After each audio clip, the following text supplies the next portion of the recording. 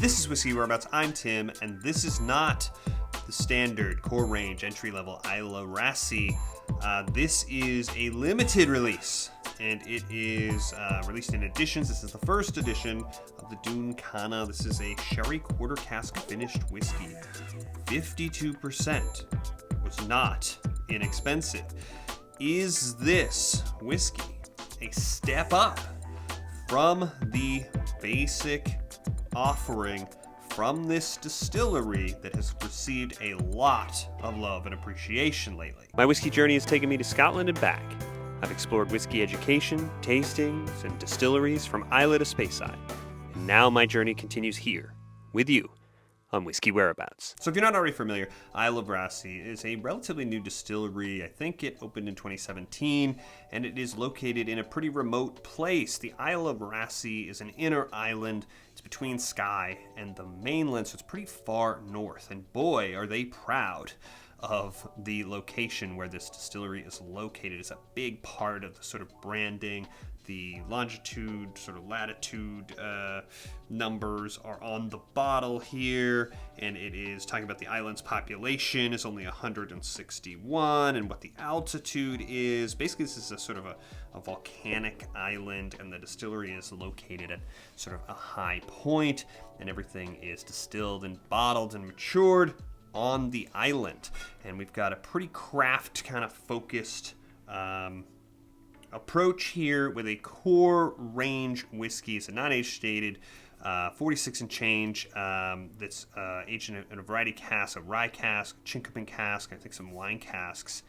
And like Ardnamurchan, they are marrying whiskey that is peated and unpeated together. This was the first edition of this sort of limited release, and we've got some unpeated and peated whiskey that has been aged in rye casks separately, and then it's been married and finished in sherry quarter casks. So with quarter casks, with a smaller cask, we have a higher liquid to wood ratio in a bigger cask. Here we've got the smaller cask, so we're going to expect faster ages, giving it a sort of a boost in time, so we can have a younger whiskey but get a little bit more of that influence.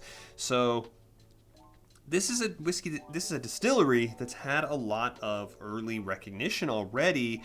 This was the 2024 OSWAs Best New Distillery winner. There's some sort of, I think in 2024, some Forbes article or something called it the best single malt. So a lot of buzz, a lot of potential here. The box is still on the table because I don't usually talk about packaging, but we have to talk about packaging today. It is a very cool bottle. It's very heavy and solid and has this like aged old, and it's embossed with Islay Raasay and the little logo and all this stuff. And they really want to show it off, so they've put it in this terrible and useless, pointless box. Please just get rid of these boxes, Islay Raasay.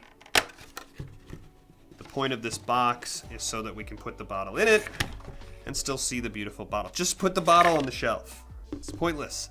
It's so pointless. It has like a little insert to just take up more space.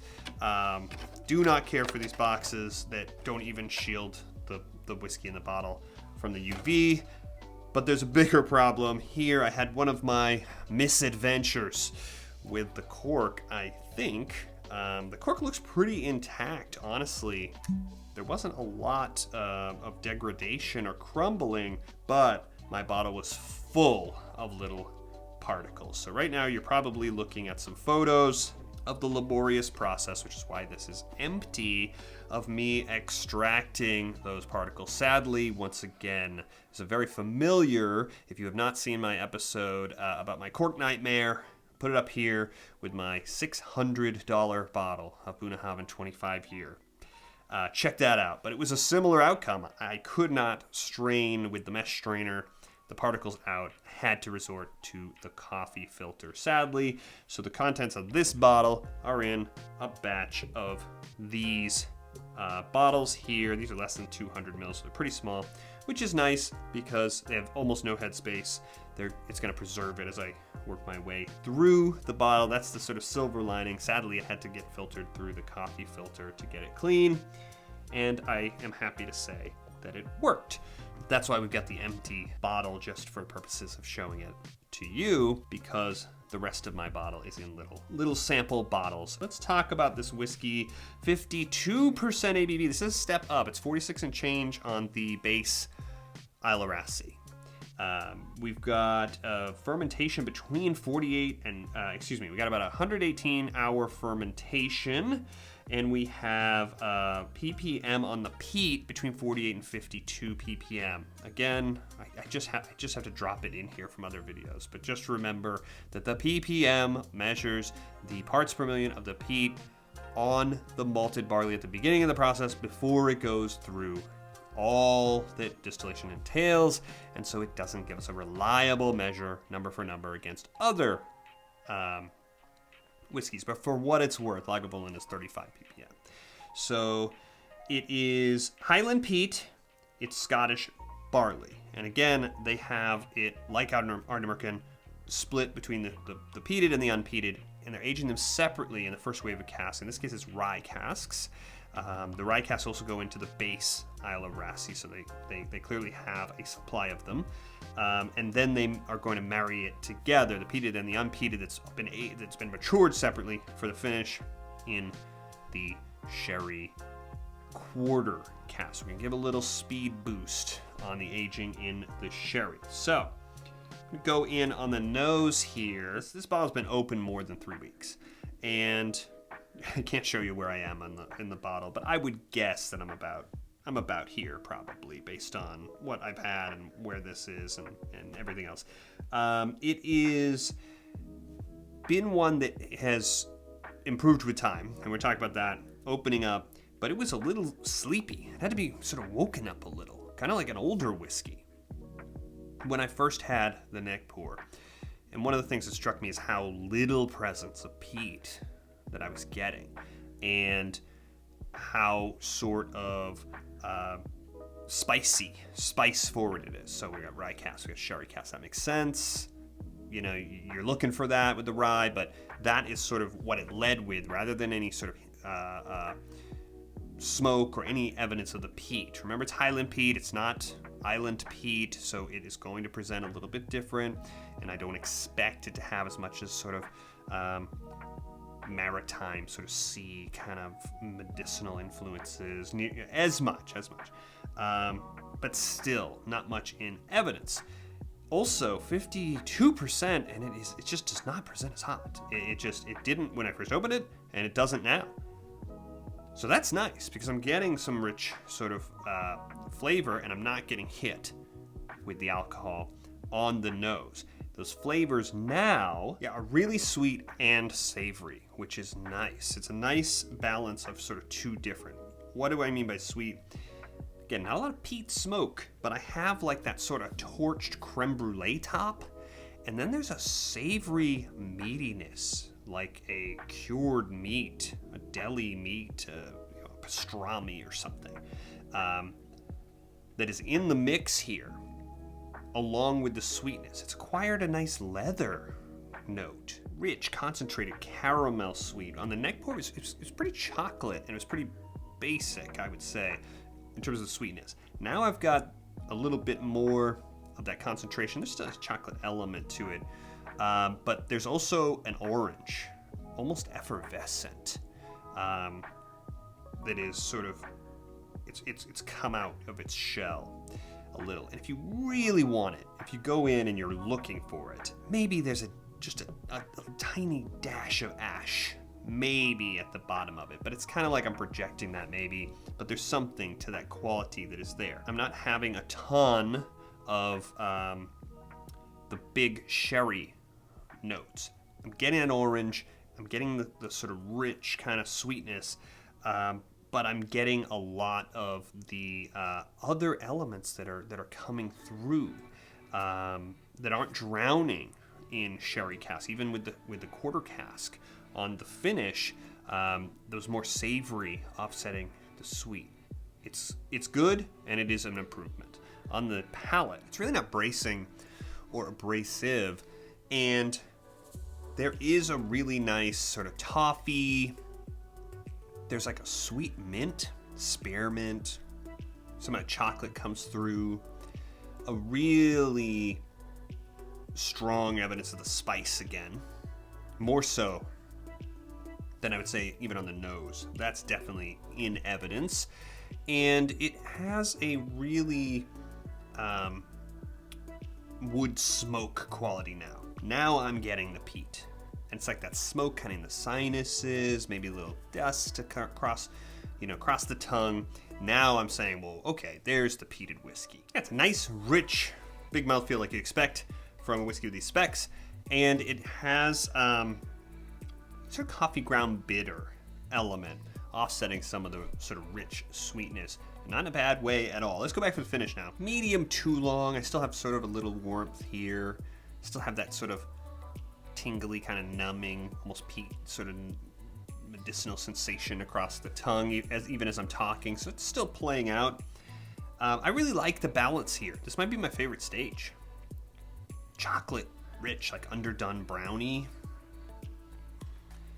The pepper, the cask bitter, sort of looking for an equilibrium, right? There is that little bit of a savory element. It's not as meaty now. It's more almost like a cheese kind of element to it, which is a nice curveball to go with that balance that we had. There's also now this tart fruit, tart berry element that's there. Cinnamon, I'm really left with. Really, as it develops, that pepper spice is kind of given way to that more cinnamon sort of baking spice. The most, I think, corners of the wheel, the most dynamic presentation on the finish, and the most, I think, the strongest of the peated sensation is actually on the palate. It's not that it's not here. I do still have it.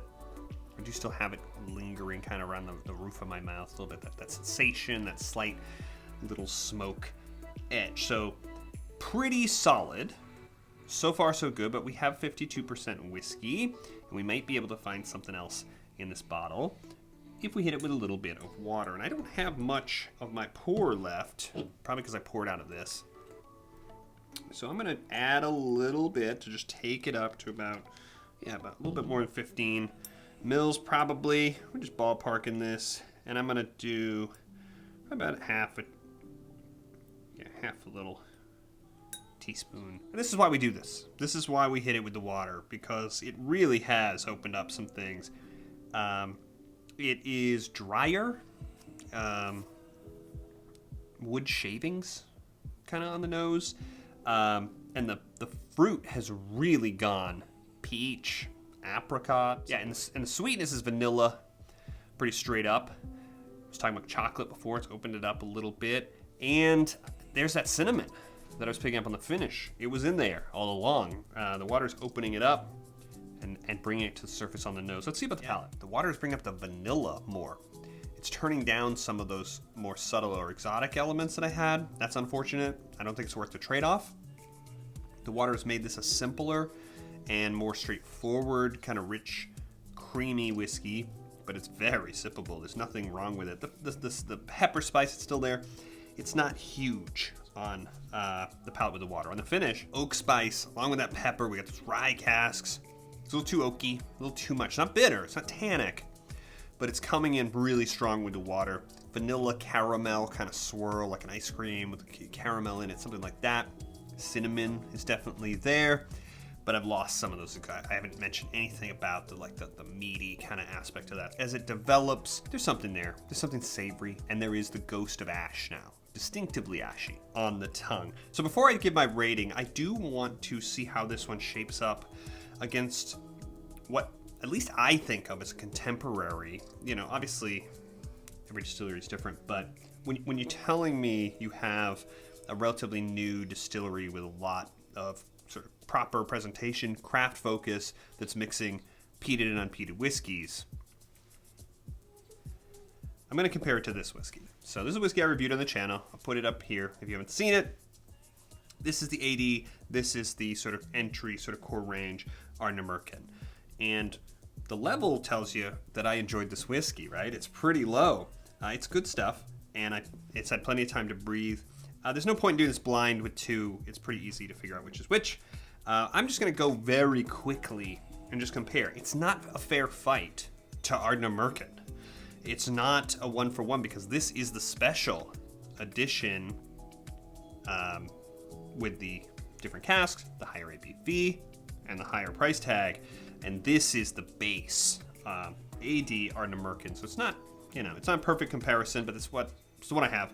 And I just want to kind of see how they compare. Specifically, I'm interested in seeing how the peat presents in these two different approaches to the 50% peated and unpeated. So I'm going to go over here. I have a fresh, neat pour, not the water pour. You can see the level has gone down over here for the Raasay. And I'm going to just nose this AD real quick. Yeah, this was the precursor to Raasay at the OSWAs as Best New Distillery. It graduated out based on the age and how they set up the categories. And Ardnamurchan won Best Distillery when it graduated up this past year in 2024. So this is sort of the lineage, at least as the OSWAs frame it, for Best New Distillery. And the biggest difference I'm seeing here, again, peat is not screaming out of the glass. This one's a little bit more citrus. It's been a little bit more peach. There's sweetness here, but it's a little less condensed, I think, than I recall. I'm going to go back over here real quick. Yeah, this one honestly presents, and it's just huge transparency here with the Ardnamurchan, and we can look up all the sort of age of everything and everything on this bottle, which I did in my review. I reviewed this whiskey. I'll put it up here if you haven't seen that. And this one seems, it just has a little bit of a younger, a little bit more rambunctious sort of quality out of the glass. And this is 46.8. So we've got more than 3 points over here. And I would say this one's a little bit more subtle, a little bit more subdued. This one really had to be coaxed out with some time. On the palate, yeah, nice, round, really rich, very much more similar to the notes we've been talking about. Vanilla, the caramel kind of elements, a little bit different from the nose. Get a little water real quick. It's crazy. This one is so much more sippable, 52%. And it's really on the finish. This one's coming in a little hot on the finish at barely over 46. This one is very drinkable. It's a different experience in both regards, the palate and the finish, but the biggest difference here is the finish. I'm getting way more heat, I'm getting way more peat over here. This one is much more mellow on the finish specifically. This one is, I think, a bolder kind of experience. If you ask me to choose, if I was in a blind, I'd probably pick the Ardnamurchan, but there's nothing wrong with this Raasay. It's just a different vibe. And so I think I'm going to give it the same rating. I'm going to give it the 3.75 glasses. In the glass, now let's talk about value. We're going to have a problem here. The base Islay Raasay is about $69, $70. I see it most times. This one is the limited. It is the higher ABV. You're going from 46 and change to 52. Those sherry quarter casks with that boost on this whiskey. But I paid $97 for this bottle, and it's not a $100 bottle of whiskey. I don't think.